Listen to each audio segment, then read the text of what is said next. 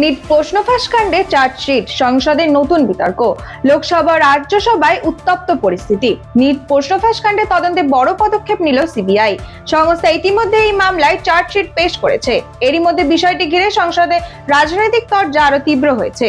বুধবার লোকসভায় নিট প্রশ্নফাঁস ইস্যুতে ফের আলোচনা হওয়ার কথা রয়েছে।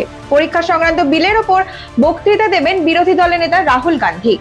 প্রশ্নফাঁস পরীক্ষা ব্যবস্থার স্বচ্ছতা এবং কেন্দ্রের ভূমিকা নিয়ে বিরোধীদের সরব হওয়ার সম্ভাবনা রয়েছে। শুধু লোকসভায় নয়, রাজ্যসভাতেও এই ইস্যুতে উত্তাপ ছড়িয়েছে। নিট আন্দোলন চলাকালীন লাঠিচার্জ এবং এসএফআই নেত্রী ঐশী ঘোষকে গ্রেফতারের চেষ্টার অভিযোগ তুলে কেন্দ্র দিল্লি পুলিশের ভূমিকা নিয়ে প্রশ্ন তোলেন সিপিএম রাজ্যসভার সাংসদ জন ব্রিটস। নিট প্রশ্নফাঁস কাণ্ডে সিবিআই এর চার্জশিট জমা পড়ার পর সংসদের দুই কক্ষেই রাজনৈতিক চাপানুতর আরো বাড়তে পারে বলে মনে করা হচ্ছে। বিরোধীরা এই ইস্যুতে সরকারের জবাবদিহির দাবি করেছে। অন্যদিকে সরকারও নিজেদের অবস্থান স্পষ্ট করতে প্রস্তুত। সংসদের চলতি অধিবেশনে এই বিষয়টি অন্যতম গুরুত্বপূর্ণ বিতর্কের কেন্দ্রে উঠে এসেছে।